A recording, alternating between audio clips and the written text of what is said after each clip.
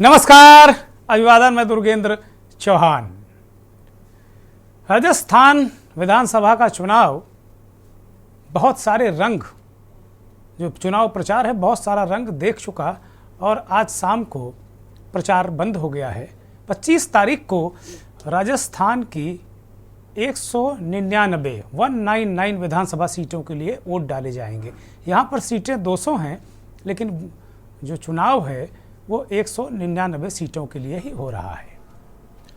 मुख्य रूप से यहाँ जो टक्कर है वो भारतीय जनता पार्टी और कांग्रेस के बीच में है। कांग्रेस लगातार महंगाई, बेरोजगारी, इन मुद्दों को लेकर चुनाव में उतरी है। वो अशोक गहलोत के जो काम हैं, पढ़ाई, कमाई, सिंचाई, शिक्षा, एमएसपी, किसान, नौजवान, बहुत सारे जो मुद्दे हैं, जो 5 साल काम किया है, कांग्रेस का जो चुनाव प्रचार है वो पूरी तरीके से उसी पर केंद्रित रहा है। हाँ, बीच बीच में जब बीजेपी ने कांग्रेस को हिंदुत्व की पिच पर लाने की कोशिश की तो उसका जवाब भी कांग्रेस पार्टी ने दिया। और समापन होते होते ये चुनाव राम मंदिर, बजरंगबली, मीराबाई, कृष्ण भगवान, दंगाई, आतंकवादी, हिंदू विरोधी, तुष्टीकरण, इसके इर्द गिर्द बीजेपी खींचकर लाने की कोशिश में लगातार लगी रही। प्रधानमंत्री नरेंद्र मोदी के अलावा अगर देखें तो 25 जनसभाएं उत्तर प्रदेश के मुख्यमंत्री योगी आदित्यनाथ ने की, जो हिंदुत्व का एक तरीके से आइकॉन है। और बीजेपी को ऐसा लग रहा था कि योगी की ज़्यादा से ज़्यादा जनसभाएं उन इलाकों में कराई जाएं जहां कुछ घटनाएं हुई हैं और वहां पर माइलेज पार्टी को अच्छा खासा मिल सकता है। नरेंद्र मोदी की 14 रैलियां हुई हैं, योगी ने 25 रैलियां की हैं विभिन्न इलाकों में। उत्तर प्रदेश से सटे इलाकों में योगी की ताबड़तोड़ रैलियां हुई। राहुल गांधी ने कुल 4 दिन प्रचार किया है, 11 रैलियां उन्होंने की। प्रियंका गांधी ने 5 और अमित शाह ने 14 रैलियां वहां पर की हैं। तो कुल मिलाकर जहां एक तरफ बीजेपी नरेंद्र मोदी के चेहरे को आगे रखकर चुनाव लड़ रही है, वहीं कांग्रेस पार्टी अशोक गहलोत के काम और उनके चेहरे को आगे रखकर काम कर रही है। यानी क्षेत्रीय छत्रप बनाम राष्ट्रीय नेता ये चुनाव नजर आ रहा है। लेकिन एक बात बहुत महत्वपूर्ण है, यहाँ 9% मुसलमान और 12% गुर्जर। गुर्जरों के माना जाता रहा है कि बीजेपी के परंपरागत वोटर हैं, लेकिन 2018 के चुनाव में सचिन पायलट को मुख्यमंत्री बनाने की उम्मीदें कांग्रेस ने वहां बढ़ा दी थी। इस वजह से गुर्जरों का वोट बहुत ज़बरदस्त तरीके से सचिन पायलट को मिला था। और इस बार भी गुर्जरों का वोट हासिल करने के लिए प्रचार के दरमियान ही कल ही नरेंद्र मोदी ने कहा कि कांग्रेस पार्टी ने गुर्जरों के सबसे बड़े नेता राजेश पायलट का अपमान किया था। उन्होंने ये कह दिया था कि भाई सोनिया गांधी के बाद अगर सोनिया गांधी नहीं बन सकती प्रधानमंत्री तो मैं प्रधानमंत्री पद का दावेदार हूँ। मोदी ने कई सभाओं में इस बात को कहा कि पायलट साहब का जो कसूर था वो यही था कि उन्होंने उस फैमिली को चुनौती दे दी थी। पायलट साहब ने तो खुद उसको भुगता, उनके बेटे को भी ये पार्टी निशाने पर रखे हुए है। ये बातें कहकर गुर्जरों की हमदर्दी बीजेपी ने लेने की कोशिश की है, लेकिन सचिन पायलट ने पलटवार उलटवार किया और उन्होंने कहा कि नहीं, कांग्रेस पार्टी ने मेरे पिता और मुझे एक अच्छा मुकाम दिया, एक अच्छा राजनीतिक करियर दिया, इसलिए मोदी जी को उसमें बीच में पड़ने की आवश्यकता नहीं है। घात प्रतिघात लगातार। ये चुनाव से पहले राजेंद्र गुढ़ा जो उनकी सरकार में, गहलोत की सरकार में मिनिस्टर थे, वो एक तरीके से बगावत करते हैं, बागी होते हैं। लाल डायरी की बात आती है और उस लाल डायरी के पन्ने, इतना वक्त जब ये विवाद हुआ था काफ़ी 5-6 महीना हो गया, 7 महीना, अब उसके पन्ने आज जाकर खुले हैं लाल डायरी के। आज तारीफ करनी होगी रणनीति की कि किस तरीके से कांग्रेस को वहां घेरने की कोशिश की जा रही। उस लाल डायरी के पन्ने में गांधी परिवार का भी नाम सामने आया। प्रियंका गांधी के पीए, तमाम रिश्तेदार, किसी सोनिया गांधी के किसी भाई, इन तमाम लोगों का उस लाल डायरी में जिक्र है। अशोक गहलोत कह रहे हैं कि ये जो लाल डायरी प्लांट की गई है, अमित शाह ने इसको प्लांट किया है और वही इसे एक मुद्दे के रूप में इस्तेमाल कर रहे हैं। लेकिन राजस्थान की जनता जानती है कि हमने कितने काम किए और लाल डायरी की हकीकत क्या है। बीजेपी के केंद्रीय नेतृत्व ने नो डाउट बहुत बेजोड़ मेहनत वहां पर की है और बहुत सारे परिस्थितियां भी वहां समझ में आ रही हैं। हर बार सरकार वहां बदलती रही है, ऐसा रिवाज है, लेकिन अशोक गहलोत इस बार कह रहे हैं कि रिवाज बदलेगा और उनका राज कायम रहेगा। क्या ऐसा होगा? मंथन में बड़ा सवाल।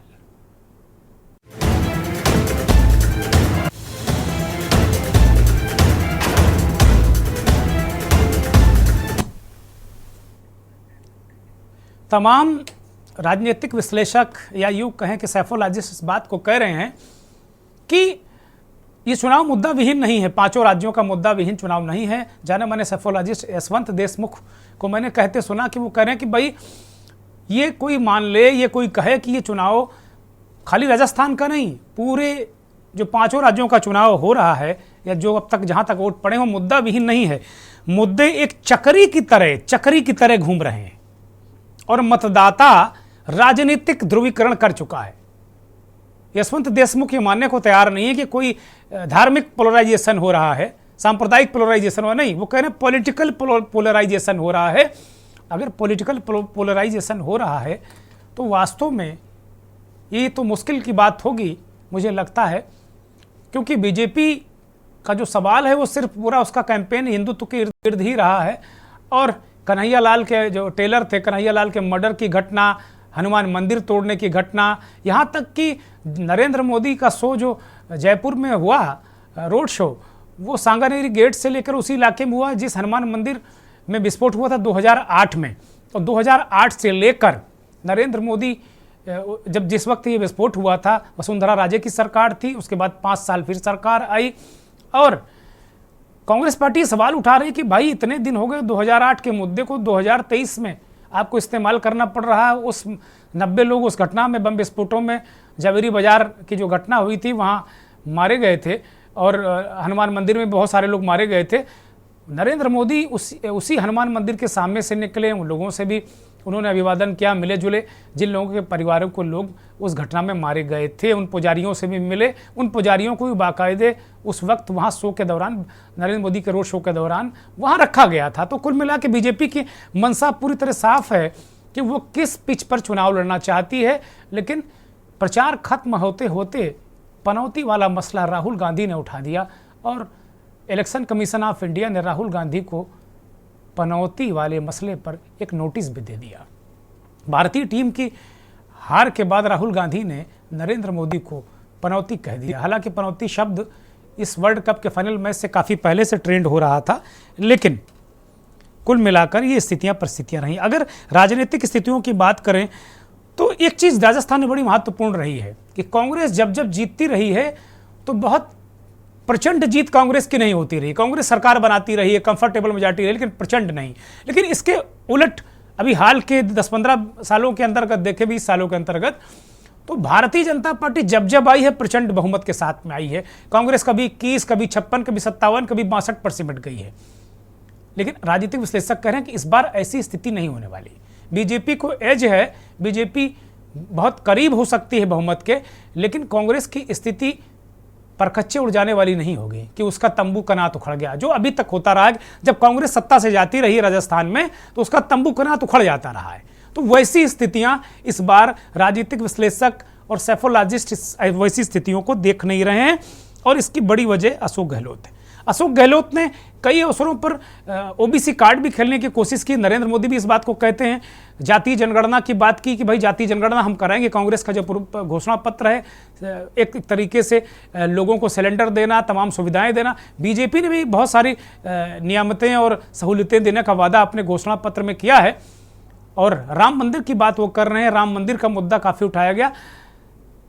आज जब प्रचार खत्म होते होते बीजेपी के जो राष्ट्रीय बीजेपी फॉर इंडिया का जो ट्विटर हैंडल है, उसका जो कवर पेज है, एक तरीके से उसके पीछे अयोध्या में भगवान श्री राम के मंदिर का मॉडल लगा दिया गया।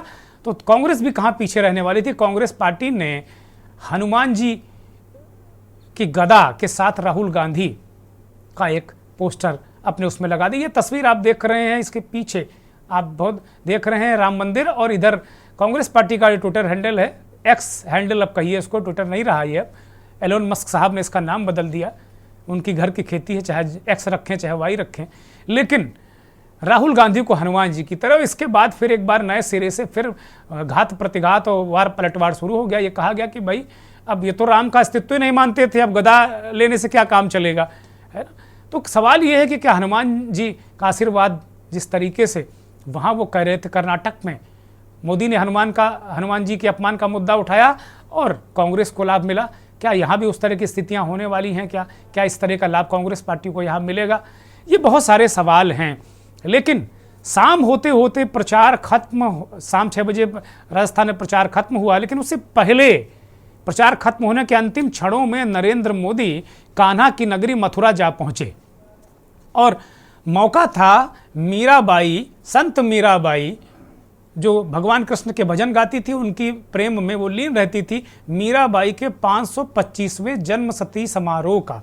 वहाँ हेमा मालिनी के भी मौजूद थी, वहाँ के सांसद, और उन्होंने मीरा पर नृत्य नाटिका भी प्रस्तुत की। लेकिन इससे पहले नरेंद्र मोदी वहाँ गए, श्री कृष्ण जन्मभूमि का दर्शन किया और माथा टेका, और उसके बाद जो उन्होंने बहुत सारी बातें कहीं वो बड़ी महत्वपूर्ण है। विपक्ष पर भी निशाना साधा। उन्होंने कहा कि भाई जो हमारी सांस्कृतिक विरासतें हैं, चाहे काशी, मथुरा, अयोध्या, उज्जैन, विंध्यवासिनी, इनके लिए सरकारों ने काम नहीं किया, अब हम कर रहे हैं। वो संकेत दे गए कि बीजेपी 2024 का जो ताना बाना बुनेगी, अब चूंकि अयोध्या में राम मंदिर बन चुका है, काशी में ज्ञानवापी का विवाद कोर्ट में है और काशी कॉरिडोर बन चुका है, तो अब मथुरा श्री कृष्ण जन्म स्थान और उसके इर्द गिर्द का मसला, सुंदरीकरण या बहुत सारी चीज़ें, अयोध्या जैसा जो कॉरिडोर है उसको बनाने की बात वो करते हैं और संकेत देते हैं। ये भी वहाँ मांग थी कि मथुरा को दिल्ली एनसीआर में शामिल किया जाए, एनसीआर रीजन में एक कोई मोनो या मेट्रो ट्रेन चलाई जाए। लेकिन नरेंद्र मोदी ने मीरा और कृष्ण को, उन्होंने कहा कि भाई हम तो सदैव से कृष्ण के भक्त रहे हैं, कृष्ण जब मथुरा से द्वारका गए तभी द्वारकाधीश कहलाए, और मीरा भी अपनी तपस्या वहीं द्वारका में ही करती रहीं। तो उन्होंने मीरा और कृष्ण को जोड़कर एक तरीके से राजस्थान के चुनाव को भी संकेत और संदेश दिया। नरेंद्र मोदी बहुत चतुर राजनेता हैं, संकेतों से बहुत सारी बातें कहते हैं और उनके संकेतों को इस देश की जनता समझती भी है। जिस वक्त छत्तीसगढ़ और मध्य प्रदेश के आदिवासी इलाकों में वोट पड़ रहे थे, नरेंद्र मोदी झारखंड में आदिवासियों के बीच में थे, वहां से भी संदेश और संकेत, और गुजरात में भी, जहां भी इस तरह का होता है वो करते हैं। शायद भारत का कोई पहला प्रधानमंत्री होगा नरेंद्र मोदी के रूप में जो श्री कृष्ण जन्म स्थान पर गए, प्रधानमंत्री के रूप में दर्शन किए। हालांकि 32 साल पहले नरेंद्र मोदी भारतीय जनता पार्टी के राष्ट्रीय महासचिव के रूप में, राष्ट्रीय महासचिव संगठन के रूप में वो वहाँ संघ के एक कार्यक्रम में जा चुके हैं। तो मथुरा से एक संकेत राजस्थान के लिए, और जो मथुरा से सटी राजस्थान की जो सीटें हैं, इलाके हैं, 10-12 सीटें हैं, उनमें 10 सीटें, 12 में 10 सीटें पिछली दफ़ा 2018 में कांग्रेस पार्टी ने जीती थी। मोदी का संकेत देने की ये भी एक बड़ी वजह मानी जा रही है। अब लाल डायरी से मामला शुरू हुआ और लाल कपड़े तक आ गया। अमित शाह ने कह दिया कि अशोक गहलोत जी के सामने लाल कपड़ा पहनकर मत चले जाइएगा, वो सांड की तरह भड़क जाएंगे। अमित शाह को सुनिए। यहां लाल कपड़ा पहनकर आए हैं, भैया गहलोत की सभा में मत जाना, लाल कपड़ा देखकर गहलोत जी सांड की तरह विफर जाते हैं। मालूम है ऐसा क्यों होता है? मालूम है क्योंकि उनको लाल डायरी से डर लगता है, लाल डायरी से डर लगता है। लाल डायरी में इनके भ्रष्टाचार के सारे कारनामे हैं और हजारों करोड़ रुपए का भ्रष्टाचार गहलोत सरकार ने करा है। पनौती वाला राहुल गांधी का बयान ट्रेंड कर रहा है सोशल मीडिया पर। जो सबसे ज़्यादा ट्रेंडिंग और जो यूं कहें कि चटकारे लेकर देखा पढ़ा सुना जा रहा है वो राहुल गांधी का पनौती वाला बयान है। इलेक्शन कमीशन ऑफ इंडिया ने राहुल गांधी को नोटिस भी दे दिया है इस तरह की बातों को लेकर कि भाई आप इस तरह की बातें नहीं कर सकते। अमित शाह को भी क्या नोटिस देगा, क्योंकि वो सांड कह रहे हैं अशोक गहलोत को, वो भी एक राज्य के मुख्यमंत्री हैं। ये सवाल उठेगा पनौती पनौती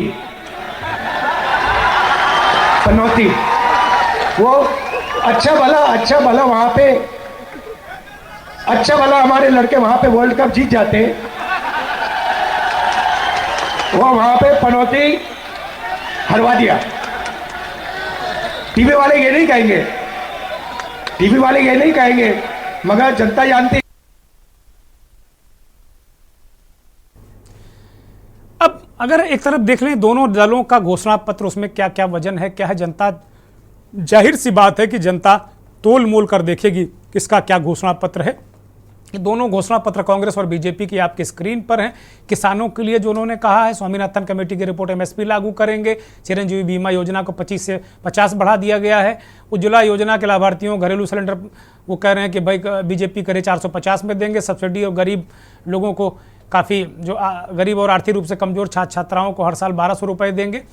इसी तरीके से 4 लाख युवाओं को सरकारी नौकरी देने की बात कांग्रेस पार्टी कर रही है। 10 लाख युवाओं को रोजगार दिया जाएगा। राज्य में हुए विभिन्न घोटालों की जांच कराई जाएगी, ये बीजेपी कह रही है। गैस सिलेंडर कांग्रेस भी करीब 500 रुपये में अभी मिल रहा है, वो 400 रुपये में दिया जाएगा। एम्स और आईआईटी के तर्ज पर राजस्थान इंस्टीट्यूट ऑफ टेक्नोलॉजी बनाएंगे, ये बीजेपी कह रही। बहुत सारी लंबी लंबी बातें हैं दोनों दलों के जो चुनावी घोषणा पत्र हैं, लेकिन मनरेगा, इंदिरा गांधी शहरी विकास योजना, 5 साल में 2.5 लाख लोगों को नौकरी दी जाएगी, बीजेपी के हैं। बहुत लंबी फहरिस्त है चुनावी वादों की। और वास्तव में अगर देखा जाए तो ये चीज़ें जो हैं वो कहीं ना कहीं जब मतदाता वोट डालने जाता है तो वो इन चीज़ों का ख्याल जरूर रखता है।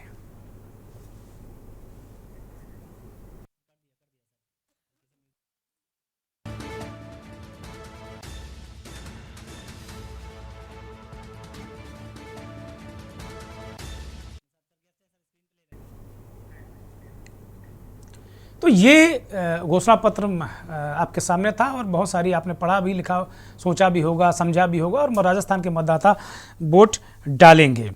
वास्तव में अगर तमाम राजनीतिक विश्लेषकों की बात करें तो वो इस बात को तो कह रहे हैं बीजेपी का पलड़ा भारी है, लेकिन वो ये नहीं करेंगे कोई आंधी वांधी चल रही, जैसे कभी 13 में चल गई थी या उससे पहले चल गई थी, उस तरह की आंधी बीजेपी की ये आने नहीं है। नेत्र बीजेपी में ज़्यादा तोड़फोड़ है, ये भी बातें कही जा रही हैं। हालांकि कांग्रेस में पायलट और गहलोत खेमा कितना जेल कर पाया, ये भी बड़ा सवाल है। आज हमारे साथ मंथन में शामिल होने के लिए 3 मेहमान फिलहाल अभी जुड़ गए हैं। रमेश सर्राफ साहब हैं, राजनीतिक विश्लेषक हैं, राजस्थान से जुड़े हैं। रमेश जी, बहुत स्वागत, बहुत धन्यवाद, बहुत आभार आपका। एकता अग्रवाल जी हैं, बीजेपी की प्रवक्ता है, राजस्थान से हमारे साथ जुड़ी हैं। एकता जी, बहुत स्वागत, बहुत धन्यवाद, बहुत आभार के न्यूज़ को वक्त देने के लिए। और कांग्रेस के वरिष्ठ नेता प्रवक्ता रीता चौधरी जी हमारे साथ जुड़ी हैं। रीता जी, बहुत स्वागत, बहुत बहुत धन्यवाद, बहुत आभार। और इस देश के जाने माने वरिष्ठ पत्रकार, राजनीतिक विश्लेषक, संपादक आलोक भदौरिया जी भी दिल्ली से हमारे साथ ज्वाइन कर चुके हैं। आलोक जी, बहुत स्वागत, बहुत धन्यवाद, बहुत बहुत आभार आपका। सभी मेहमानों का बहुत धन्यवाद। वास्तव में राजस्थान का जो मोर्चा है वो बड़ा ज़बरदस्त है। मुझे लगता है कि मंथन की शुरुआत हम रमेश सर्राफ साहब से करेंगे और रमेश सर्राफ साहब के पास आएंगे क्योंकि वो राजस्थान में है, बहुत बेहतरीन तरीके से उन्होंने चुनाव को देखा होगा, बहुत करीब से। रमेश जी, प्रचार का जो वक्त था वो ख़त्म हो चुका। मथुरा से लेके मीरा तक और राम से लेके हनुमान तक कहीं गदा चल रही है, कहीं ये बताया जा रहा है कि भाई मीरा, और जब अगर द्वारका नहीं जाते तो द्वारकाधीश ही नहीं होते वो। तो बहुत सारे कनेक्शन प्रधानमंत्री ने कहा मथुरा में आज कि भाई हमारा तो मथुरा से बहुत पुराना कनेक्शन है, आदिकालीन, और प्रधानमंत्री पूरे देश से उनका कनेक्शन है क्योंकि वो जहाँ जाते हैं कोई ना कोई कनेक्शन निकाल जरूर लेते हैं। और ये एक चतुर और बेहतरीन नेता की खसूसियत है, विशेषता भी है। मैं उनकी तारीफ करता हूँ लगातार प्रधानमंत्री जी की कि उनका ये अंदाज बड़ा ज़बरदस्त है, बड़ा अपीलिंग है। तो अगर मैं समझ पा रहा हूँ रमेश जी, बीजेपी कुल मिलाकर जिन मुद्दों पर अशोक गहलोत की सरकार को घेरना चाहिए था, मुझे लगता है 4 साल तो वो बिल्कुल गहरी निद्रा में थी। 1 साल से थोड़ा सक्रिय हुई, तो जिन मुद्दों पे जिन पर वो लाल डायरी, पीली डायरी, नीली डायरी कह रहे हैं, अब तक मुझे लगता है अशोक गहलोत को उनको बंद कर देना चाहिए था, ये उठाकर जेल में, और वो चुनाव लड़ने लायक ही न बचते, उनके बेटे को उठा के बंद कर देते। लेकिन वो पन्ने आज खुल रहे हैं उसमें कहा जा रहा है गांधी परिवार का भी नाम दर्ज है, ये दर्ज है, वो दर्ज है। जो भ्रष्टाचार का मुद्दा या जो अन्य जो घटनाएं हुई, जैसे कन्हैयालाल की हत्या, हनुमान मंदिर पर बुलडोजर चला देना, शिव मंदिर को ड्रिल कर देना, 2008 में जो सांगानेरी गेट जयपुर का मंदिर जो हनुमान जी का था उसमें बम विस्फोट, 2008 के मुद्दे निकालकर बीजेपी को लाने पड़ रहे हैं। इसका मतलब है कि क्या बीजेपी अशोक गहलोत को मूल मुद्दों पर नहीं घेर पाई जिन पर वो असफल रहे? और वास्तव में क्या स्थिति, क्या परिस्थिति चुनाव आज आप किस तरफ देख रहे हैं? चुनाव स्थिर है? जैसे अभी एक राजनीतिक विश्लेषक से मेरी बात हो रही तो वो कह रहे थे कि मतदाता चक्री की तरह घुमा रहा है मुद्दों को। क्या हकीकत है, क्या फसाना है? रमेश जी, देखिए, राजस्थान में जो विधानसभा के चुनाव हो रहे हैं, इसके अंदर कांग्रेस की तरफ से पूरे चुनाव की कमान मुख्यमंत्री अशोक गहलोत जी ने संभाल रखी है। राजस्थान में कांग्रेस 2018 में जब सरकार बनाई थी, उसी समय से अशोक गहलोत व सचिन पायलट का आपसी झगड़ा प्रारंभ हो गया था। बीच के अंदर कोरोना का पीरियड आया, इसलिए सरकार का गहलोत जी को 1 साल काम करने का समय भी उनका बेकार चला गया। उसके बाद सचिन पायलट का जो गुड़गांव मानेसर का प्रकरण हुआ, उसके कारण सरकार जो राजस्थान की थी वो लंबे समय तक बाड़ेबंदी में रही। गहलोत जी मुख्यमंत्री तो बन गए, लेकिन उनके पास बहुत अधिक पूरा बहुमत नहीं था, इसलिए उन्होंने निर्दलीयों सहित दूसरे दलों के विधायकों से भी समर्थन लिया।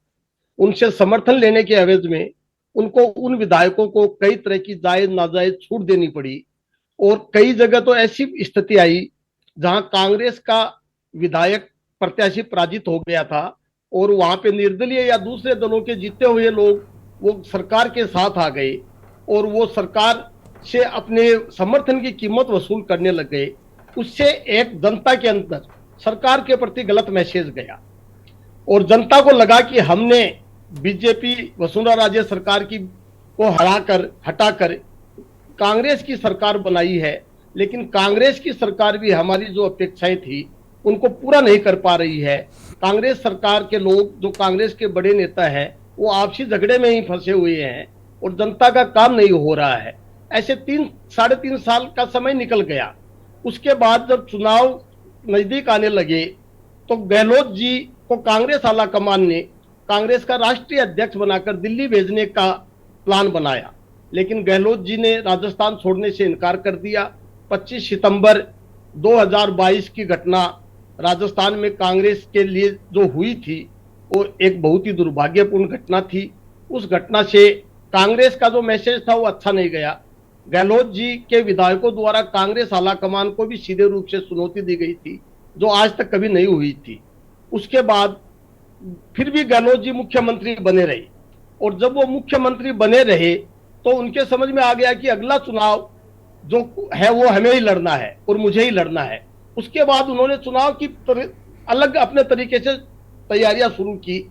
उन्होंने एक चुनाव की एजेंसी डिजाइन बॉक्स को हायर किया, जिसको दिशा निर्देश के ऊपर सब सरकार के विज्ञापन के प्रोग्राम, सरकार की छवि बनाने के प्रोग्राम चलने लगे। मीडिया के अंदर उस कंपनी के द्वारा बनाए गए प्रोग्राम चलने लगे, और धीरे धीरे गहलोत जी ने इस तरह की भूमिका बनानी शुरू कर दी कि भाई मेरा और पायलट का झगड़ा अब नहीं है, हम लोग मिलकर सरकार बनाएंगे। उन्होंने महंगाई राहत के नाम पर राजस्थान में कैंप लगाए। उन कैंपों में लोगों को लाया गया रजिस्ट्रेशन के नाम पे कि भाई जो रजिस्ट्रेशन कराएगा उनको ही लाभ मिलेगा, इसलिए लोग कैंपों में गए भी और कई चीजों में जनता को फायदा भी हुआ। उसका असर क्या हुआ, बस मैं ये जानना चाहता हूं। ये तो लंबी कथा काया है, अशोक गहलोत और पायलट की लंबी कथा काया है। रमेश जी, कुछ असर पड़ा, नहीं पड़ा, क्या क्या आज की परिस्थिति स्थिति क्या नजर आ रही? बहुत कम शब्दों में, फिर मुझे ब्रेक पर जाना होगा। गहलोत जी ने जो शुरू किया महंगाई राहत कैंप, वो बहुत देर से शुरू किया। जितना लोगों को लाभ मिलना चाहिए था वो नहीं मिला, 2-3-4 महीने ही लोग उसका लाभ मिल पाए हैं। अब यदि सरकार बदल जाती है तो योजनाएं भी बदल जाएगी। यदि गहलोत जी को जनता को लाभ देना था तो शुरू से देते तो लोगों को ज्यादा असर होता। ठीक है, मुझे एक ब्रेक पर जाना होगा, मैं एक ब्रेक पर जा रहा हूं। ब्रेक से लौटूंगा तो बहुत सारे सवाल हैं। वास्तव में क्या स्थिति, क्या परिस्थिति, बहुत सारी अब जो बीत गया वो बात गई। अब आज की स्थिति क्या परिस्थिति है, इस पर मुझे लगता है आज बहुत महत्वपूर्ण बात होने वाली है मंथन में। ब्रेक से लौट आए, सीधे रुख करेंगे आलोक भदौरिया जी का, वरिष्ठ पत्रकार संपादक दिल्ली से हमारे साथ जुड़े हैं। आलोक जी, एक ओपनिंग कमेंट, राजस्थान के चुनाव को लेकर क्या आपके पास फीडबैक है, क्या स्थिति, क्या परिस्थिति है? धन्यवाद दुर्गेंद्र जी। महत्वपूर्ण चीज ये नहीं है कि मेरे पास फीडबैक क्या है, महत्वपूर्ण ये चीज है कि विमर्श किस स्तर पर नीचे चला गया है, और जो ये नीचे जाना ये बताता है कि अब घबराहट कितनी है। ये शुरुआत हुई थी, किसी व्यक्ति को महाज्ञानी कहा गया था, किसी को मूर्खों का सरदार कहा गया था, और ये माइक पे कहा गया था। देश की सर्वोच्च ताकतवर पद पर बैठने के, जो देश को चलाने वाला पद है, उस पर बैठने वाले व्यक्ति के लिए ये माइक पर बोलना शोभा नहीं देता। ये हो सकता है कि चाहे तो वो भाजपा के कार्यकर्ताओं की एक अंदर बैठक होती, या दीनदयाल उपाध्याय में जो भाजपा का जो मुख्यालय है वहां बैठकर बात कर लेते तो ज्यादा अच्छा रहता। आपने वो शुरुआत करी, फिर उसके बाद वो मामला कहाँ बढ़ता चला गया। अब तो राहुल गांधी को नोटिस आ गया, ये सब आ गया। मैं इसको इस तरीके से देखना चाहता हूँ, पूरे घटनाक्रम को। एक घबराहट है। आपने राजस्थान का ये बात करा, तो राजस्थान में सबसे पहले एक सांप्रदायिक वाली एक घटना को लेते हुए, जो विशुद्ध तौर पर आपराधिक घटना थी, उस घटना को लेकर सबसे पहले सवाल खड़ा किया गया था। पहली मीटिंग में वो किया गया था, लेकिन मुझे नहीं लगता कि वो ध्रुवीकरण की जो कोशिश थी वो सफल हो पाई, नहीं हो पाई। अब दूसरे नंबर पर जब सांप्रदायिक ध्रुवीकरण की कोशिश नहीं हो पाई, तो एक दूसरे नंबर पर सबसे बड़ा ट्रम्प कार्ड चल दिया गया कि राजेश पायलट की गलती की सजा, या राजेश पायलट की कोशिशों की सजा उनके बेटे को दी जा रही है। जी, ये तो बेहद अजीब है। ये मतलब ये आखिरी इनका एक हथियार था, जो ब्रह्मास्त्र था भाजपा के जो तर्कश में, वो उन्होंने चल दिया। ये दोनों घटनाक्रम और ये बयान ये बताते हैं कि कहीं ना कहीं एक विश्वास में कुछ कमी है, कुछ दरक तो रहा है। अब वो ये है कि किसी भी तरीके से भागते भागते, एक वो मुहावरा है ना, मैं मुहावरा नहीं बोलना चाहता क्योंकि आजकल पता नहीं भारतीय जनता पार्टी किस मुहावरे पर नोटिस पकड़ा दे, तो एक वो है कि वो कुछ एक है पकड़ने वाली बात है, वो मैं उसको नहीं बोलना चाहता पूरा। तो ये है कि किसी भी तरीके से चुनाव में कुछ अपने पैर जमा लिए जाए, इसको थोड़ा शालीनता से बोलते हैं, संसदीय तरीके से। तो क्या जो भारतीय जनता पार्टी की जो हवा थी, आज से 1 महीने पहले जो हवा थी, वो जो स्थिति ये थी कि भारतीय जनता पार्टी राजस्थान में दमदार प्रदर्शन की तैयारी में है जी। तो लेकिन वो दमदार प्रदर्शन, क्या कहीं कुछ उसमें कोई कोर कसर रह गई है? जो प्रधानमंत्री जैसे सर्वोच्च जो पद पे बैठा हुआ व्यक्ति इस भाषा का इस्तेमाल कर रहा है, इसमें थोड़ा सा शक लगता है। इनके विश्वास में मुझे कमी लगती है। मेरा प्राथमिक कमेंट। जी जी, मैं एकता अग्रवाल की तरफ रुख करूंगा। एकता जी, आपकी पार्टी का मैंने टोटल कैंपेन देखा और सभी ने देखा, आपने खुद वो कैंपेन किया भी होगा। कुल मिलाकर घूम फिरकर कन्हैयालाल, 2008 की जो विस्फोट, सांगानेरी गेट, हिंदुत्व, मंदिर में ड्रिल बुलडोजर, इसी के इर्द गिर्द ज़्यादा रहा। 70% पार्ट ये रहा और 30% में आपकी लाल डायरी और साड़। अमित शाह साहब ने कहा कि अशोक गहलोत के सामने मत पहन कर जाइएगा कपड़े, नहीं साड़ की तरह वो भड़क जाएंगे। और जो रही सही कसर पनौती ने पूरी कर दी, कांग्रेस के नेता ने, राहुल गांधी ने कह दिया। एक तो आलोक जी ने कहा कि स्तर बहुत गिर गया, हम किसी दल विशेष की उन्होंने बात नहीं की, पूरी तरीके से दोनों तरफ की स्थितियां यही रही कि अगर कोई किसी चुने हुए मुख्यमंत्री को साड़ कह रहा तो कोई प्रधानमंत्री को पनौती कह दे रहा है, तो मतलब कोई छोड़ नहीं रहा है कुछ भी। कहीं सब बिल्कुल जो मर्यादाएं थी, लोकतांत्रिक मर्यादाएं थी, वो खत्म है। अब उन पर बात करना मुझे लगता है हम लोगों को भी छोड़ देना चाहिए कोई, और हम लोग भी कम नहीं, हम लोग भी कुछ ऐसी हरकतें करते रहते हैं, हमारी बिरादरी हम लोग, कि अब कोई, सारे लोग कटघरे में हैं। लेकिन आपकी पार्टी, जरा मैं ये जानना चाहता हूं किन मुद्दों पर चुनाव वहां लड़ रही है। आप घोषणा पत्र मत गिनाइएगा, जरा कैंपेन में क्या मुद्दे हैं वहां पर, जो 2-3 प्रमुख मुद्दे हैं। भारतीय जनता पार्टी इंसाफ और इंसानियत की राजनीति करती है। कांग्रेस पार्टी तुष्टीकरण की राजनीति करती है, और तुष्टीकरण की राजनीति कांग्रेस सरकार ने 5 साल तक इस हद तक करी कि उस तुष्टीकरण की आग में राजस्थान की जनता भुगतती रही। और मैं आपको याद दिलाना चाहूं, क्योंकि आपने कहा तुष्टीकरण, क्योंकि तुष्टीकरण की राजनीति नहीं, तुष्टीकरण तो आपने कहा, मैंने तुष्टीकरण नहीं कहा। तुष्टीकरण तो आप ही का मुद्दा है। बात करी कांग्रेस ने, और इसकी जो दर्द और दर्द था वो राजस्थान की जनता ने झेला है। आप खुद ही बहुत पहले कह चुके हैं कि किस प्रकार के मुद्दे रहे राजस्थान में, राजस्थान की जनता के बीच। और विकास के मुद्दों पे मैं आना चाहूंगी। मैं याद दिलाना चाहूंगी कि कांग्रेस सरकार में किस प्रकार से महिला अत्याचार राजस्थान में नंबर 1 रहा, महिला दुष्कर्म में राजस्थान नंबर 1 रहा। मैं आपको याद दिलाना चाहूंगी विकास के मुद्दे से, क्योंकि हम इसको जोड़ रहे हैं, तो मैं याद दिलाना चाहूंगी कि किस प्रकार से इनकी जो 7 गारंटियां वो फेल रही, किस प्रकार से इन्होंने जब सत्ता में आने से पहले बहुत बड़ी बड़ी गारंटियां दी थी। इनके जो कांग्रेस के राजकुमार है वो बड़ी बड़ी गारंटियां देके गए थे कि किसान भाइयों 1 2 3 4 संपूर्ण कर्जा माफ। तो इनसे पूछिए कितने इन्होंने 5 साल में किसानों का कर्जा माफ किया। आपको मैं बताना चाहूंगी दुर्गेश जी कि यहां तक कि यह हद पार हो गई कि किसानों को आत्महत्याएं करनी पड़ी। 50 किसानों ने आत्महत्याएं की है राजस्थान में। उनकी 19,500 किसानों की जो जमीन है वो नीलाम हो गई। इन्होंने बड़े बड़े दावे किए थे बेरोजगारी भत्ता देंगे। तो आप देखिए, इनसे पूछे कितने प्रतिशत युवाओं को इन्होंने बेरोजगारी भत्ता दी है। दिलाना चाहूंगी राजस्थान में बेरोजगारी की जो प्रतिशत दर है 32% है। बेरोजगारी में राजस्थान दूसरे नंबर पे खड़ा हुआ है। इन्होंने बड़े बड़े वादे किए थे महिलाओं से, माताओं से, बहनों से, सपने दिखा करके ये सत्ता में आए थे। लेकिन मैं आपको बताऊंगी कि ये राजस्थान की पहली ऐसी अशोक गहलोत की कांग्रेस सरकार है जिसने महिला अत्याचार के मामले। मुझे लगता है एकता जी का संपर्क ही टूट गया। एकता जी, बहुत मुझे लगता है रेप की घटनाएं होती है और इनके असंवेदनशील मंत्री ये बयान देते हैं राजस्थान तो मर्दों का प्रदेश है, और इनके मुख्यमंत्री कहते हैं कि 56% रेप के जो मुकदमे हैं वो फर्जी साबित होते हैं। तो आप इनसे पूछिए क्या हुआ पेट्रोल और डीजल का। एकता जी, एकता जी, मैं आपकी बहुत भूरी भूरी प्रशंसा करता हूं, क्योंकि आपने वो मूल मुद्दे रख दिए जो बीजेपी के हर नेता को रखने चाहिए थे।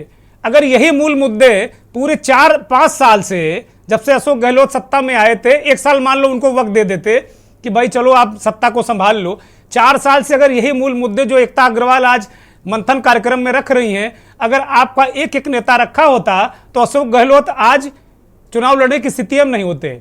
आपको ना हनुमान जी की जरूरत पड़ती, ना राम मंदिर का बहुत बड़ा पोस्टर लगाने की जरूरत पड़ती, ना सांगानेरी गेट पर 2008 के बम विस्फोट को याद दिलाने की जरूरत पड़ती, ना आपको किसी हनुमान मंदिर को जमींदोज करने के मुद्दे को उठाने की जरूरत पड़ती। मुझे लगता है इतने बढ़िया आपने मुद्दे उठा दिए कि पूरी सरकार ही धराशायी है। विपक्ष में अग्रणी भूमिका निभाती आई है, और जहां जहां जनता को भारतीय जनता पार्टी के कार्यकर्ता और भारतीय जनता पार्टी की जरूरत महसूस हुई है, वहां वहां हमने जाके सड़कों पे धरने प्रदर्शन किए। स्थानीय नेतृत्व आपका रहा कहां? पूरे चुनाव में आपका स्थानीय नेतृत्व नहीं रहा, केंद्रीय नेतृत्व रहा है। स्थानीय नेतृत्व को कोई तवज्जो नहीं दी आप लोगों ने, और इसके उलट कांग्रेस पार्टी ने पूरी तरीके से क्षेत्रीय नेतृत्व पर खुद को निर्भर रखा। कांग्रेस सरकार और सचिन पायलट आपसे गुटबाजी में इतने बिजी रहे कि 4.5 साल वो गुटबाजी में लगे रहे, और उनकी गुटबाजी तो सड़कों पर जाकर। चलिए वो दिखेगा। अभी 25 तारीख को राजस्थान के जो सूधी वोटर हैं, 5 करोड़ 28 लाख जो वोटर हैं, वो दोनों दलों को अपनी स्थितियां बता देंगे। उन पर भी लाठीचार्ज किया गया, लेकिन अशोक गहलोत और कांग्रेस सरकार धृतराष्ट्र के भांति, क्योंकि पुत्र मोह में कहना चाहूंगी, अपने अशोक गहलोत पुत्र मोह में धृतराष्ट्र की भांति आंखों पर पट्टी बांधे रहे। अच्छा, आप लोगों ने कितनी महिलाओं को टिकट दिया है जरा ये बता दीजिए हमको। अब महिला उत्पीड़न की बात से मैं सहमत हूं, बहुत महिलाओं का भयानक उत्पीड़न हुआ है, लेकिन राजनीतिक प्रक्रिया में मुख्य धारा में आपकी पार्टी ने कितनी महिलाओं को टिकट दिया है? मुझे लगता है एकता अग्रवाल को टिकट मिलना चाहिए था। आज एकता अग्रवाल मेरे साथ डिबेट में न बैठ के कहीं चुनाव की तैयारी कर रही होती, पोलिंग एजेंट बना रही होती। देखिए, भारतीय जनता पार्टी सदैव ही महिलाओं के सशक्तिकरण की पक्षधर रही है, और मैं बहुत ही गर्व से कहना चाहती हूं, क्योंकि मैं भारतीय जनता पार्टी की कार्यकर्ता हूं। ये भारतीय जनता पार्टी बोलती बहुत अच्छा है आप, बहुत अच्छा बोलती हैं आप, अपनी पार्टी का पक्ष बहुत अच्छी तरीके से रखती हैं आप। मैं पुनः प्रशंसा करता हूं आपकी। लाने का नैतिक साहस किसी में था, और वो लेकर आया तो हमारे देश के प्रधान। मैं आ रहा हूं आपके पास आ रहा हूं। ठीक है एकता जी, आपको रोक रहा हूं। अब रीता चौधरी के पास जाता हूं। रीता चौधरी जी, एकता जी रोक रहा हूं। अब चूंकि काफी वक्त आपने ले लिया और लगभग आधे से ज्यादा वक्त बीत गया कार्यक्रम का, रीता चौधरी को ले रहा हूं चर्चा में। रीता जी, बहुत सारे मुद्दे इन्होंने गिनाए कि भाई आपकी सरकार तो बिल्कुल धराशायी है, कोई काम ही नहीं किया उसने, और आप किस मुंह से वोट मांगने गई, क्या स्थिति होने वाली है। मैं तो अगर एकता जी की बात पर यकीन कर लूं तो मुझे लगता है कि मैं बहुत भयानक तस्वीर देख रहा हूं कांग्रेस की। मैं पहले इनकी इस बात का जवाब देना चाहूंगी, इन्होंने जो बोला ये भारतीय जनता पार्टी नारी को सम्मान देती है। तो अभी आपके मोदी जी से कुछ ही किलोमीटर दूर पे हमारी पहलवान बेटियां बैठी हुई थी, बहुत सारे सबूत भी आ गए, सारी जांच भी आ गई है ना, जो भी पहलवान बेटियों के साथ हुआ। उस सांसद को आज तक उन्होंने अपने मंत्री को हटाया नहीं है वहां से, ठीक है। मोदी जी एक बार भी मिलने नहीं गए उन महिलाओं से, उन बेटियों से। ऊपर से क्या करते हैं, अपनी संसद का उद्घाटन कर रहे हैं, वहां पुलिस को भेज के और उनको खिंचड़वा देते हैं। इसको कहती है सम्मान करते हैं इनके यहाँ। एमपी में एक लड़की 12 साल की लड़की को नंगा घुमाया जा रहा था, रेप के बाद में बिना कपड़े घूम रही थी वो, उसको इनकी पार्टी की सरकार है वहां पे, क्या हुआ? कुछ नहीं हुआ। नहीं, आपके यहाँ भी रेप हुआ है, आपके यहाँ बहुत भयानक रेप में नंबर 1 रहा राजस्थान, आपकी सरकार भी। सर मैं तो इनका भी गिनाना चाह रही हूँ ना। गिनाइए। मणिपुर में ऑटो को नंगा घुमाया जा रहा है, इनकी सरकार है ना। वहाँ पे क्या हो रहा है? वहाँ पे आज तक इनसे राष्ट्रपति शासन नहीं लगा। ऊपर से ये लोग क्या कर रहे हैं, मतलब जहाँ पे कांग्रेस की सरकार है सिर्फ वहीं घेर रहे हैं, वहीं आरोप मतलब क्राइम हो रहे हैं। यूपी में नहीं होते? यूपी में कितने सारे क्राइम हुए ऐसे जो मतलब लड़कियों के जो गवाह थे। भाई यूपी के मुख्यमंत्री तो वहां घूम घूम कर कहते रहे, प्रधानमंत्री से ज्यादा तो उत्तर प्रदेश के मुख्यमंत्री ने सभाएं की, वो कहते रहे अगर यूपी में होता तो मैं बुलडोजर से कुचल देता, कई सभाओं उन्होंने कहा है। सर बहुत सारे ऐसे केस, उनको क्यों नहीं कुचला? उनको क्यों जमानत दे दी गई? ठीक है, उन बेटियों की हत्या क्यों कर दी जाती है? एकता जी तो महिला है, तो इनको तो महिलाओं का दर्द समझना चाहिए। मैं पार्टी को विलोम नहीं करती, सही बातों को करती हूँ, समझे आप? तो ये नारी वाली बात तो बोलो मत ना। आपकी पार्टी से कितना महिलाओं को टिकट दिया गया? अगर नारी सम्मान को आप बात करती हैं तो कितने को दिया गया है? नहीं, एकता जी वो बात घुमा गई। अब आप अपनी पार्टी की बता दीजिए। हमारी पार्टी का देखिए, हमारी पार्टी तो जनता। मैं तो 2024 में उम्मीद कर रहा हूँ कि एकता जी लोकसभा का टिकट पाए, मेरी शुभकामनाएं हैं। हम भी इनको शुभकामनाएं देते हैं, इनको टिकट मिले, और जब ये जीते तो हम भी इनको फोन करके बधाई दें। पर हम ये कहना चाहेंगे, अशोक जी को 2-3 साल लगे अपनी सरकार को बचाने के लिए, वो भी जरूरी है। देखो उसमें सब सारी पार्टियों का साथ था, ऐसा नहीं है मतलब अशोक गहलोत जी के लिए ये सचिन पायलट ही चुनौती बन के खड़े थे, उनके पीछे भी बहुत सारे लोग थे। एक बात रमेश जी ने कही कि वो विधायकों के तुष्टीकरण में, एकता जी कह रहे हैं कि एक वर्ग के तुष्टीकरण में, लेकिन मैं कह रहा हूं बकौल रमेश सर्राफ जी कह रहे हैं कि विधायकों के तुष्टीकरण में वो कांग्रेस का मटिया मेट करवा दिया अशोक गहलोत ने। उसे दूसरी में कांग्रेस पार्टी से लोग नाराज नहीं, विधायकों से नाराज हैं। कोई नाराज नहीं है। अभी जो राजस्थान में वोट पड़ेंगी वो अशोक गहलोत जी के नाम से वोट पड़ेंगी, लोग उनसे खुश है। हाँ, उस क्षेत्र के कार्यकर्ता या जो भी विधायक है उससे नाराज हो सकते हैं। दूसरी बात मैं कहना चाहूंगी मंदिर को लेके आलोक जी आ रहा हूँ। नहीं, मैं केवल एक आंकड़ा दूंगा, बहस चलने दीजिए जैसी चल रही है। ठीक है। प्रत्याशियों की जी बोलिए आलोक जी। बहुत सारी बात, केवल मैं एक आंकड़ा ऐड कर रहा हूँ, आप बहस जैसी चल रही है वैसे चलने दीजिए जी। जैसे टोटल हमारे 5 राज्यों में 679 सीट्स हैं, ठीक है। इनमें राजस्थान में मतलब टोटल इन 679 में भाजपा ने केवल 80 सीट पर महिला प्रत्याशी खड़े किए हैं, ये बैठता है 12% से कम। कांग्रेस ने खड़े किए हैं केवल 74, और इसमें अगर हम लोग जिस चुनाव की आप बात कर रहे हैं राजस्थान, उसमें महिला को केवल 20 सीटों पर महिला प्रत्याशी खड़ी की गई हैं भाजपा की ओर से, और कांग्रेस की ओर से खड़ी की गई हैं 28 महिला प्रत्याशी। ये डाटा है आपका, आप बहस अपनी चलने दीजिए जैसी भी है। ठीक है। आलोक जी ने बड़े दिलचस्प आंकड़े दे दिए हैं। ओवरऑल अगर देखें तो ओवरऑल चुनाव में देखें तो बीजेपी 6 सीटें ज्यादा महिलाओं को दे चुकी है। 80 बीजेपी ने लड़ाया है, 12% और 74 कांग्रेस ने। और इसी तरीके से राजस्थान में देखें तो कांग्रेस ने 28 महिलाओं को दिया है और बीजेपी ने 20 महिलाओं को दिया है। तो बहुत कोई कृपा तो दोनों दलों ने की नहीं महिलाओं पे, और कृपा की पात्र हैं भी नहीं। महिलाएं अपना हक और अधिकार लेती हैं। यहाँ दोनों महिला नेता हैं। मुझे लगता है इन सबको एक साथ एक हो जाना चाहिए। रमेश जी, ये सारे दल लॉलीपॉप देते रहते हैं, वो आधी आबादी, नारी शक्ति प्रणाम, ये सब पाखंड चलता रहता है। मैं बहुत आज ये आंकड़ा देख के मेरे अंदर बहुत अंदर से एक आक्रोश आ गया। आलोक जी ने जो आंकड़े दिए, मैं तो अभी ऐसे ही कह रहा था, सवाल पूछ रहा था अपनी बहनों से, लेकिन ये आंकड़ा आक्रोशित करने वाला है। आधी आबादी को नमन प्रणाम, 90 डिग्री में झुके जा रहे नेता बिल्कुल आधी आबादी के आगे, और दशा ये है आधी आबादी की। रमेश जी, भदौरिया जी ने जो आंकड़े दिए हैं वो वास्तव में ही चिंताजनक है।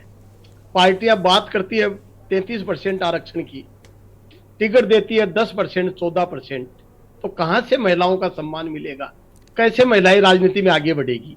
ये तो बहुत ही सोचनीय और दयनीय स्थिति है।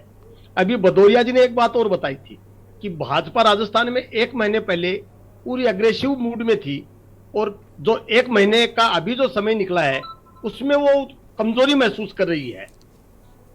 जैसे मोदी जी ने अभी राजेश पायलट का प्रकरण छेड़ा। हाँ, ये जो 2-3 उद्धरण भदौरिया जी ने दिए कि उनको गुर्जर वोटरों के लिए राजेश पायलट का अपमान याद दिलाना पड़ा, सचिन पायलट का अपमान याद दिलाना पड़ा, इसका मतलब कि दाल गल नहीं रही है गुर्जर वोटों में। मैं आपको बताऊं कि भाजपा के अंदर संगठन में जो असली काम हुआ है वो पिछले 6 महीने में हुआ है जी। बाकी 4.5 साल का समय संगठन के नेताओं की आपसी लड़ाई में निपट गया है। अब मोदी जी को इसीलिए कमान संभालनी पड़ी, और मोदी जी ने जब कमान संभाली उन्होंने देखा कि भाई बीजेपी कमजोरी में जा रही है, तो वो छोटे छोटे इशू को बड़ा बना देते हैं। जैसे उन्होंने पेट्रोल डीजल को एक बहुत बड़ा मुद्दा बना दिया, ये जनता को छूने वाला मुद्दा है, और इससे लोगों को महसूस भी हो रहा है कि भाई हम लोग 12 रुपये महंगा पेट्रोल डीजल राजस्थान में खरीद रहे हैं पड़ोस के राज्यों के बनस्पत। इसी तरह गुर्जर का मुद्दा है, राजस्थान में आपने 12% बताया, राजस्थान में 7-8% गुर्जर हैं और करीबन 30-40 सीटों को प्रभावित करते हैं। 8-9 गुर्जर विधायक हर बार जीतते हैं, किसी भी दल के हो। अब की बार भी 9 विधायक वर्तमान में हैं, तो गुर्जरों का भी एक मुद्दा है, वो छूने वाला है। पिछली बार गुर्जरों ने खुलकर कांग्रेस को वोट दिया, बीजेपी का एक भी गुर्जर विधायक नहीं जीता, क्योंकि सबको यह पता था सचिन पायलट मुख्यमंत्री बनेगा, लेकिन बन नहीं पाया। उसके बाद गुर्जरों में भी आक्रोश है, तो मोदी जी ने उसको भी बुलाया है। बीजेपी नहीं है रमेश जी, मोदी जी राजस्थान में 12 रुपए महंगे पेट्रोल डीजल का रोना रो रहे हैं, लेकिन पूरे देश में कांग्रेस पार्टी लगातार बेनकाब कर रही है कि जो आपका एक तरीके से जो टैक्सेस थे वो टैक्सेस आपने 10 गुना कर दिए। जो 3 रुपया 20 पैसा टैक्स था वो 33 रुपया कर दिया आपने। तो खाली राजस्थानी थोड़ी देश में है, कहीं ना कहीं देखिए ये जनता है, ये सारी जगह देखेगी, ऐसा नहीं है। और 24 भी लड़ना है मोदी जी को। पहले अपना लाभ देखेगी कि हमें किससे लाभ मिलता है, उसके बाद दूसरी चीजें देखेगी। जनता हरियाणा के अंदर पेट्रोल ले रही है बॉर्डर पे, खाने पीने की चीजों पे जीएसटी लगाए जा रहे हैं, जनता के पेट से छीने जा रहे हैं। लगाना जीएसटी तो पेट्रोल पे लगाओ ना। एक एड ऑन और जी आलोक जी, मैं एक एड ऑन और करूंगा जी। अभी ये तेल के दाम यहाँ पर 2 दिन से जो ऑयल बास्केट थी उसमें $4 पर बैरल गिर गया जी। और भारत सरकार की जो नीति है, भारत की जो सरकार है उसकी जो नीति है उसमें यह है कि पेट्रोलियम पदार्थों के जो रेट है वो बाजार के हवाले है। अगर वो बाजार के हवाले है तो $4 तो अभी 48 घंटे भी नहीं हुआ, अभी केवल 36 घंटे के अंदर $4 गिर गया, तो भाई कम से कम 10-20 पैसे ही कम कर देते। अरे आलोक जी, राष्ट्र निर्माण कैसे होगा? अगर पैसे कम कर देंगे तो राष्ट्र निर्माण भी तो करना है, सड़क निर्माण करना है, राष्ट्र निर्माण करना है, सीमा पर सेना के लिए सड़क बनानी है, सब काम कैसे होगा आलोक जी? हम बताते हैं अगर पेट्रोल पे डीजल पे जीएसटी ले लेना तो सरकार, तो पेट्रोल आ जाएगा 75 और ये डीजल आ जाएगा 60 के आसपास। चलिए तो ये मुद्दा आलोक जी, मैं आपके पास आ रहा हूँ। रमेश जी ने बहुत सारी बातें बताई, क्या ये मुद्दे हो सकते हैं क्या वहां पर? क्या इन मुद्दों को देखकर, जैसे अभी कहा, एक गुर्जर स्वाभिमान का मुद्दा उठाया उन्होंने, पेट्रोल डीजल के बाद की 12 रुपया महंगा अन्य राज्यों के मुकाबले, दिल्ली या जो आसपास के राज्य हैं वहां के मुकाबले, क्या इस तरीके के मुद्दे नरेंद्र मोदी को इतने छोटे मुद्दे क्यों उठाने पड़ रहे हैं? जरा इस पर प्रकाश डालिए आप। नहीं, मुझे ऐसा लग रहा है कि ये जो अस्मिता का जो मुद्दा है वो अगर हिंदी पट्टी की अगर मैं देखा जाए तो हिंदी पट्टी में ये उतना चलता नहीं है जितना बंगाल में बंगाली अस्मिता चलता है, गुजरात में गुजराती अस्मिता चलता है, मराठी अस्मिता चलता है, दक्षिण में तमिल का चलता है, कर्नाटक का चलता है। उस तरीके से हिंदी पट्टी में वो गुर्जरों की बात, वो भले ही वो राजेश पायलट की सजा सचिन पायलट को देने की बात करें, लेकिन मुझे नहीं लगता कि यह भावनात्मक मुद्दा उतना जोर पकड़ पा रहा है इस समय तक। अब जहां तक बात है कि ध्रुवीकरण की है, तो भारतीय जनता पार्टी के लिए कोई नई चीज नहीं है। विकास से शुरू होकर ध्रुवीकरण उनके आखिरी 6-7 दिनों में आ जाता है, चाहे वो कर्नाटक हो, किसी भी कहीं का भी चुनाव हो। सारा पैटर्न, पूरे चुनाव इलेक्शन का पैटर्न मुझे लगता है उसी सेट पैटर्न पर वो चुनाव लड़ते हैं, सफलता भी मिलती है, असफल भी होते हैं, लेकिन पैटर्न उन्होंने नहीं बदला। ये कहा जा रहा था कि इन 5 राज्यों में कुछ पैटर्न बदला नजर आएगा। बहुत सारे लोगों ने, संघ ने भी कहा था, हम लोगों ने बहुत बार चर्चा की कि मोदी का चेहरा बदला जाना चाहिए या मोदी का चेहरे का कम इस्तेमाल करें, लेकिन ये सारी चीजें नहीं, वो मोदी के चेहरे पर ही डिपेंड है। बिल्कुल। और एक चीज और, इसमें से एक चीज की और एंट्री कर लीजिए, इसमें ईडी और सीबीआई की भी आजकल एंट्री होती है। वो जैसी चुनाव की घोषणा होती है उसके बाद में ईडी की भी एंट्री होती है। और ईडी की कन्विक्शन रेट का क्या हाल है, ये सारे के सारे हाँ, लोग अशोक समझते गहलोत कह रहे हैं कि भाई जितनी छापेमारी की है उसका रिएक्शन आपको मिलेगा। और राजस्थान चुनाव के दौरान ही जो यंग इंडिया की संपत्ति थी हेराल्ड वाले मामले में, वो भी जब्त हो गई, बहुत सारे कार्रवाई हुई हैं। तो दोनों तरफ से ईडी को लेकर मैसेजिंग हुई है। बालक नाथ तो आया है ना, उनका क्यों नहीं हो रहा? उनकी मतलब कोई आलोक जी, कोई क्यों नहीं? मुझे एक ऐसा लगता है कि विमर्श में ये सब चीजें नहीं है। विमर्श जो चुनाव का है, जिसके आधार पर राजस्थान में वोट पड़ेंगे, वो ये है कि संगठनात्मक स्तर पर कौन कितना ये परसों मतदाताओं को निकाल ले जाता है। ये एक सबसे महत्वपूर्ण चीज है। और इसमें मेरे को एक चुनाव आयोग की एक बात मेरे को अभी तक नहीं समझ में आई है, मतलब या मैं उसको समझने की स्थिति में नहीं हूं, कि आपने 1 घंटे, आपने आज चुनाव प्रचार के लिए 1 घंटा क्यों अतिरिक्त दिया? किस खुशी में दिया? क्या आपको कोई सपना आया था कि 1 घंटा एक्स्ट्रा देंगे? क्यों दिया आपने? आखिर ऐसा क्या हो जाता अगर वो हमेशा की तरह अगर 5 बजे अगर चुनाव प्रचार खत्म हो जाता, आपने 6 बजे क्यों किया? मतलब क्यों? लॉजिक क्या है भाई? आप संवैधानिक संस्था है, ठीक है, संवैधानिक संस्था है, तो 6 ही बजे क्यों किया? रात के 10 बजे तक आप चलाते, रात के 12 बजे तक चलाते, अगर आपको अपनी मनमर्जी करनी है तो। मतलब 70 सालों से 75 सालों से वो 5 बजे चुनाव प्रचार खत्म हो जाता है, आज आपने राजस्थान में 1 घंटे बढ़ा दिए। क्यों बढ़ा दिया भाई? तो सवाल ये है कि आप ये देखिए कि प्रशासन किस तरीके से लगा हुआ है। सेंट्रल एजेंसी, मैं तो उसको एजेंसी बोलूंगा, हालांकि वो संवैधानिक संस्था है चुनाव आयोग। मैं उसको अब मैं एजेंसी में कहने के लिए बाध्य हो रहा हूं इस घटनाक्रम के बाद में। आप क्यों? आपने चुनाव आयोग के लिए आप नोटिस दे रहे हैं, राहुल गांधी को आपने नोटिस दे दिया, 25 तारीख को ही आपको जवाब देना है। मूर्खों का सरदार कितनी बड़ी संसदीय चीज है, उसके लिए कोई नोटिस नहीं आया। अगर मूर्खों का सरदार इतना ही अच्छा है तो हम दूसरे के लिए भी बोले, हम आप बोले अरे दुर्गेश जी आप मूर्खों के सरदार है, आप मेरे को बोलिए आलोक जी आप मूर्खों के सरदार है, हम और साढ़ अशोक गहलोत साढ़ है। क्या मतलब है? क्या मतलब है इन चीजों का? क्या ये बहुत अच्छी चीज है? अगर ये अच्छी चीज, अगर एकता अग्रवाल जी को बड़ा अच्छा लगता है कि मूर्खों की सरदारनी बोलने से वो खुश होते हैं, दुर्गेश जी खुश होते हैं, आलोक भदौरिया खुश होते हैं कि मूर्खों के सरदार बोलने से, तो भाई फिर तो विमर्श, फिर तो बहस ही बेकार है, कुछ मतलब नहीं है। ठीक है, ठीक है, ठीक है। आपको सपोर्ट करती है, मैं कांग्रेस को सपोर्ट। रीता जी कुछ कह रही है? रीता जी जो कुछ कह रही हो कंप्लीट करिए, बोलिए। हम एकता जी से पूछना चाह रहे हैं, जैसे बीजेपी को सपोर्ट करती है जनता, वैसे ही कांग्रेस को सपोर्ट करती है। जैसे बीजेपी के कार्यकर्ता वैसे ही इसके भी हैं, नेता उनके भी। तो क्या कांग्रेस के जितने भी नेता वो सारे मूर्ख हैं? उनके राहुल जी सरदार हो गए? ये कितनी गलत बात है, कितनी बड़ी बात बोली गई है। उसमें बहुत सारे पढ़े लिखे लोग भी होंगे जो रिटायरमेंट होंगे, IAS से RS होंगे ना, इतने सारे लोग, आर्मी वाले भी होंगे। तो उसमें अब जिसमें एक ठीक है, मैं एकता जी से जवाब ले लेता हूँ। एकता जी इसका जवाब दे दीजिए, लेकिन संक्षिप्त। देखिए, इस तरह के विवाद में ना जाएं तो अच्छा होगा, क्योंकि आपके राहुल गांधी कितने विवादास्पद बयान देते हैं और किस प्रकार की उनकी जनरल नॉलेज है वो सबने देखा। वो समय समय पर किस तरह की बातें करते हैं।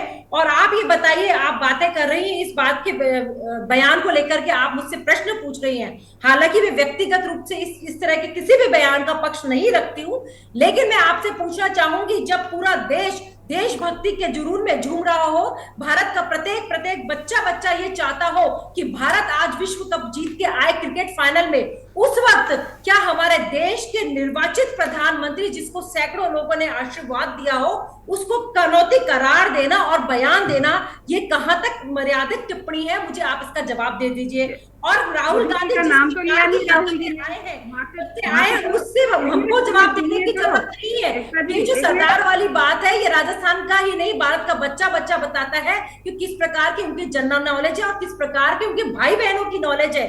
उनकी बहन बातें करती है, बड़े बड़े वादे करती है, लेकिन उनको ये नहीं पता, राम राज्य की बात करती है, लेकिन उनको ये नहीं पता कि राम जी ने कितने वर्ष का वनवास काटा था। और कभी उनका मीम्स आता है GST का, कभी वो वैट की बातें करते हैं राहुल गांधी, कभी किलोमीटर, कभी चलिए छोड़ दीजिए, राहुल गांधी और नरेंद्र मोदी को छोड़ दीजिए। अब दोनों लोग राजस्थान से निकल चुके हैं, अपने अपने धाम को वो लोग जा चुके हैं।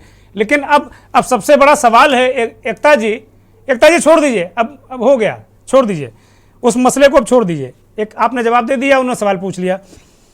राजस्थान की जनता आपको क्यों वोट दे? आप 4 साल तक आराम से, आपकी पार्टी, आपके नेता एक दूसरे की टांग खींचते रहे, आपको वोट क्यों दे? सीधा सवाल, कट टू कट, क्योंकि मेरे पास सिर्फ 1 मिनट है और सारे लोगों को मुझे लेना है। एकता अग्रवाल। राजस्थान की जनता को भारतीय जनता पार्टी ने 5 साल तक जिस प्रकार से विपक्ष को घेरा और 9.5 साल तक जिस प्रकार का केंद्र ने हम भारत को शासन दिया है, जिस प्रकार से हमने अंतिम छोर पे बैठे हुए व्यक्ति की प्रॉब्लम को समझते हुए इसको समाधान देने का काम किया है। मैं बहुत सारी योजनाएं गिनाना चाहूंगी क्योंकि मैं मातृशक्ति से आती हूं। मैं कहना चाहूंगी महिलाओं के दर्द को समझते हुए उज्ज्वला देने का काम किया, शौचालय देने का काम किया और धर्म के आधार पर भेदभाव न करते हुए मुझे कंप्लीट करते हुए रीता जी बोलने दीजिए, उनको कंप्लीट कर ले दीजिए जल्दी से, मेरे पास सब ज्यादा वक्त नहीं है। हमने युवाओं के लिए रोजगार लाने का काम किया और महिला सशक्तिकरण का जो बिल था वो भी लाने का काम किया। ऐसे बहुत सारे अनगिनत जो हमने वादे किए थे उनको इरादों के साथ पूरा किया। ये हमसे पूछते थे राम मंदिर कब बनाएंगे, तिथि कब बताएंगे। राम मंदिर भी बन गया है और 22 तारीख को तिथि भी आ जाएगी। हमने कहा था 1951 में कि हम धारा 370 लाएंगे और एक देश एक संविधान लाएंगे, वो भी हमने करके दिखाया। तो यानी कि मोदी है तो मुमकिन है, ये सब मानते हैं। ठीक बात है, मतलब कोई आपके यहाँ राजस्थान में कोई चेहरा नहीं है, मोदी जी की जरूरत हर जगह बुला लोगे आप। मंशा के आधार पर हम राजस्थान में आए और वोट मांग रहे हैं। ठीक है, मैं एक छोटी सी टिप्पणी रीता जी से लूंगी। रीता जी एक छोटी सी टिप्पणी, बस फिर मैं कार्यक्रम खत्म करूंगा। हमें वोट देना चाहिए क्योंकि हम गरीब से गरीब इंसान के लिए चिरंजीवी योजना के अंदर एक इलाज की सुविधाएं दी है, शिक्षा को लेकर काम किया जा रहा है। अशोक गहलोत जी या कांग्रेस सरकार काम करती है स्वास्थ्य पे और रोजगार पे, जो दोनों चीजें बहुत जरूरी है। राम जी अच्छी बात है मंदिर को मानो, पर मंदिर से या धर्म से लोगों के घर नहीं चलते। धर्म से घर चलते हैं पंडितों के, पुजारी को, हमारे नहीं चलते। आम जनता घर किससे चलता है? रोजगार। पंडितों पुजारियों को इंसान नहीं मानते हैं तो राम मंदिर में इतना पैसा। अरे मत घेरिए भाई, एकता अग्रवाल ये मत घेरिए, वो जनरल बात कर रही है, उसको घेरिए नहीं। आप लोग बीजेपी की बड़ी अच्छी ट्रेनिंग है कि आप लोग तुरंत पकड़ते हो, कांग्रेसियों को ऐसी ट्रेनिंग नहीं। मैं आपको नमस्कार करता हूँ। ये कहते महिला सम्मान का, इन्होंने वसुंधरा जी को साइड कर दिया, किनारे कर दिया, कोई चेहरा ही नहीं है इनके पास में। क्यों चेहरा नहीं है? आप गलतफहमी में। चलिए ठीक है, अब एक छोटी सी टिप्पणी में जाऊंगा रमेश जी के पास। रमेश जी, आप आज की डेट में अगर आपसे पूछा जाए तो क्या दोनों दलों की क्या स्थिति है? बीजेपी को एज है, कांग्रेस को एज है, या बहुत कांटे का मुकाबला है, क्या कहेंगे? एक तो मैं आलोक जी को बताना चाहता हूं कि राजस्थान में जो मतदान होगा अब की बार 6 बजे की बजाय शाम को 7 बजे तक है। मतदान का समय घंटा बढ़ाया गया है शाम को। नहीं, मैंने प्रचार की भी बात की थी अभी आज। हाँ, नहीं वही प्रचार की तो उसी के हिसाब से वो 48 घंटे पहले बंद होता है। पहले 6 बजे तक मतदान होता था तो 5 बजे बंद होता था। अब की बार मतदान 7 बजे समाप्त होगा शाम को, इसलिए 6 बजे प्रचार समाप्त हुआ है।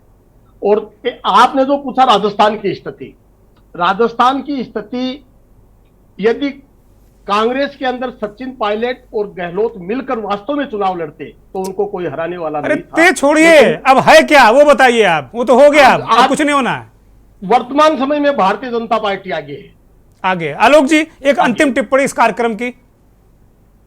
मेरे को लग रहा है कि वसुंधरा राजे की भूमिका पर एक नजर रखनी होगी, क्योंकि मेरा मानना है कि वो 100% वो नहीं दे रही हैं, जहां तक मुझे ऐसा लगता है। ऐसी स्थिति में भाजपा के लिए सत्ता में वापसी थोड़ी कठिन होगी। हाँ, एज है, उसको एडवांटेजेस पोजीशन में है। बहुत शुक्रिया आलोक भदौरिया जी, बहुत शुक्रिया। रमेश सराफ धमेरा जी आपका शुक्रिया। एकता अग्रवाल आपका बहुत बहुत शुक्रिया। रीता चौधरी जी आपका भी बहुत बहुत शुक्रिया, बहुत बहुत धन्यवाद।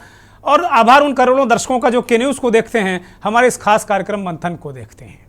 नटसेल में बहुत सारे मुद्दे हैं, लेकिन अंत में फिर मंथन का सार यही निकला कि बीजेपी को सिर्फ और सिर्फ हिंदुत्व का ही सहारा है। मुद्दे उसके हैं, उसने उठाए भी हैं। नरेंद्र मोदी ने भी कुछ स्थानीय मुद्दे उठाए हैं, जातिगत मुद्दे उठाए हैं, गुर्जर स्वाभिमान की बात की है, पेट्रोल डीजल की बात की है। लेकिन जो उनका मुख्य हथियार है वो राम मंदिर का निर्माण है, तुष्टीकरण है और भ्रष्टाचार है। बहुत बहुत धन्यवाद, नमस्कार।